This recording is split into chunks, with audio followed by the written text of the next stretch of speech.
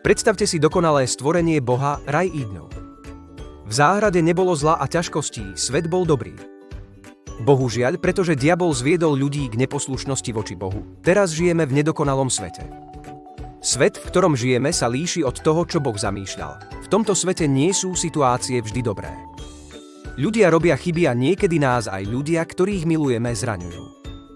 Preto sa môžete cítiť neistí v milovaní iných alebo dokonca v milovaní Boha. Ale je tu dobrá správa. Keď sa náš svet zmenil, Boh sa nezmenil. Boh je stále dokonalý a stále nás dokonale miluje. Bez ohľadu na chyby, ktoré robíme, Boh nás nebude prestať milovať. Vieme, že nás Boh miluje, pretože vykúpil naše chyby na kríži skrze Ježiša Krista. A keď sa Ježiš vrátil do neba, poslal nám svojho Svätého Ducha, aby bol s nami. Jeho láska k nám nezávisí od našej lásky k nemu, nie je závislá od toho, čo robíme, čo hovoríme alebo ako sa správame. To neznamená, že by sme sa úmyselne mali postaviť proti Božiemu slovu. Znamená to, že bez ohľadu na to, kde sme v živote, Božia láska nás stretne tam, kde sme.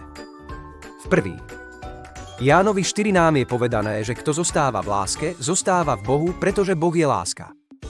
Ak povieme, že milujeme Boha, dôkazom lásky v našich životoch by malo byť, ako zaobchádzame a slúžime iným. To niekedy neznie prirodzene, ale je to výzva, ktorú Pán chce, aby sme prekonali. Ako sa k nemu približujeme, jeho láska sa dokončuje v nás. A keď nás premení na ľudí dokonalých jeho láskou, nemusíme sa báť jeho súdu, pretože môžeme mať istotu, že sme jeho. Boh túži po našej láske a naša láska k nemu rastie skrze uctievanie, modlitby a strávenie času v jeho slove.